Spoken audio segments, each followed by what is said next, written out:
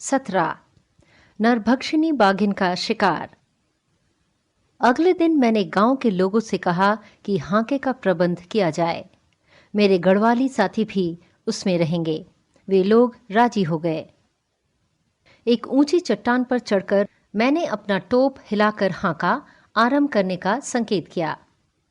सुरक्षा की दृष्टि से मैंने सबसे कह दिया था कि वे लोग पहाड़ी पर ही रहें और वहीं से चिल्लाएं, ताली बजाएं, झाड़ी में पत्थर फेंकें और चट्टानें लुढ़काएं। लोगों ने ऐसा ही किया, परंतु इसका कोई फल न हुआ।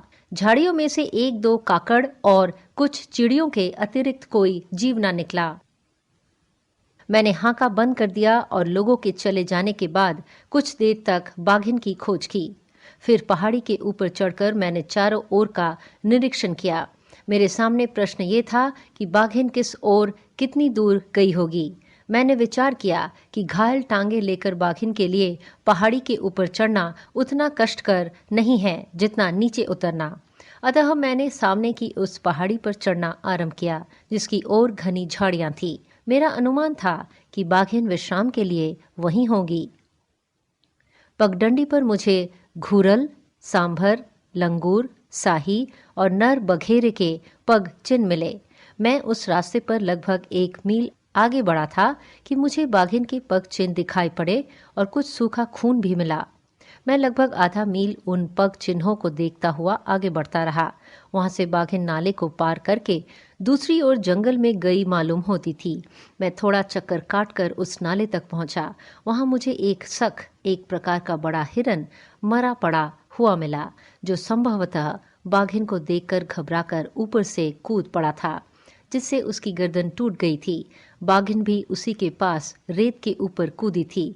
इससे उसका घाव खुल गया था, परंतु और कोई हानि नहीं हुई थी। यहाँ से उसके खून के चिन्ह भी मिल रहे थे। मेरा अनुमान था कि वह समीप की किसी पहाड़ी में ही जाकर बैठ गई होगी और उसके घाव से गिरे हुए खून से मुझे ढूंढ लेने में कोई कठिनाई न होगी। परंतु भाग्य ने धोखा दे दिया। उसी समय वर्षा की एक तेज झड़ी आ गई और उसके रक्त के चिन्ह धुल गए। अब मैं अपने स्थान से काफी दूर निकल आया था और थक भी गया था, इसलिए अपने शिविर को लौट पड़ा। अगले दिन सवेरे ही मैं निकल पड़ा और दिन भर खोज चिन्हों के सहारे घाटियों में, झाड़ियों में और नालों के किनारे बाघिन के पीछे पीछे घूमता रहा, परंतु मुझे कहीं भी उसकी पूंछ न दिखाई दी। पेड़ों पर बैठते हुए मेरे साथियों ने मुझे बताया कि एक बार तो मैं उसके 4-6 मीटर समीप से होकर घूम गया था। वह पास ही झाड़ियों में मेरी प्रतीक्षा में बैठी थी। बाघ बाघिन कभी दूर से दौड़कर हमला नहीं करते, चाहे वे नरभक्षी ही क्यों ना हो। वे आड़ से दांव लगाकर ऐसे बैठ जाते हैं कि एक ही छलांग में कूदकर अपने लक्ष्य को दबोच लें।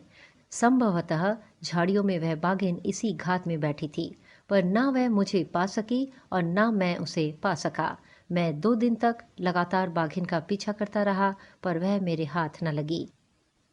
अगले दिन डूंगर सिंह नाम के एक बालक ने मुझे बताया कि बाघिन ने 6 बकरियां मार डाली है।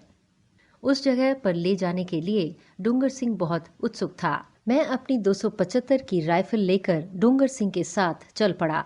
वह मुझे सामने की पहाड़ी के उस पार ले गया, जहां गड्ढे में 3 बकरियां मरी पड़ी थी।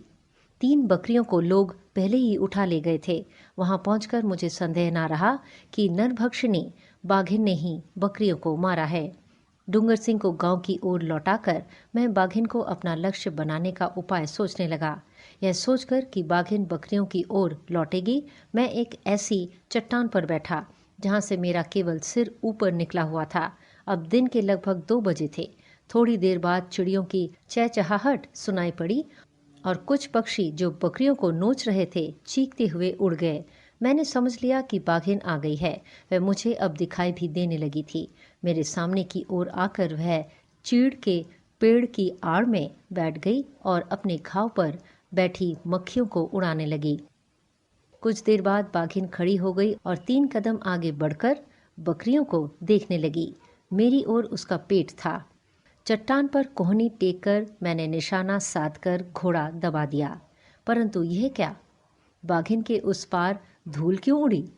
क्या मेरा निशाना चूक गया था? ऐसा कभी नहीं हुआ था। वास्तव में बात यह थी कि गोली बाघिन का पेट छेद कर पार हो गई थी। बाघिन छलांग मारकर दूर निकल गई। मैं चट्टान से कूदकर उसकी ओर बढ़ा और एक घूरल की आवाज के सहारे घास से ढकी हुई पहाड़ी की ओर चला। आगे चलने पर मुझे रक्त के खोज चिन्ह मिले। बाघिन तेज गति से गई थी। मैं भी तेजी से चला। ऊंची नीची चट्टानों, झाड़ियों और पेड़ों से होता हुआ मैं उसका पीछा करने लगा। खून के चिन्ह मिलते जा रहे थे। बाघिन भी जानती थी कि मैं उसका पीछा कर रहा हूँ और वह भी बदला लेना चाहती थी। मैं इसे भली भांति समझता था। अतः मैंने राइफल खोलकर यह देख लिया कि उसमें नया कारतूस पड़ा है। मैंने उसका ताला भी खोल दिया। अब रास्ता कम ऊंची झाड़ियों में होकर गया था। जब मैं झाड़ी के लगभग 3 मीटर दूर पहुंचा तब मुझे दाहिनी ओर कुछ हलचल सी दिखाई पड़ी। यह हलचल बाघिन की ही थी। वह मुझ पर कूदने के लिए पीछे को सिमट रही थी। घायल और भूखी बाघिन अपने शत्रु से बदला लेने पर उतारू थी, परंतु उसकी इच्छा पूरी ना हो सकी। वह उछली ही थी कि मेरी पहली गोली ने उसे गिरा दिया और उसे अशक्त कर दिया। दूसरी गोली ने उसकी गर्दन तोड़ दी और फिर वह न उठ सकी। गांव के पास पहाड़ियों के बीच की ऊंची जगह से मेरे साथी और गांव के आदमी ये सब देख रहे थे।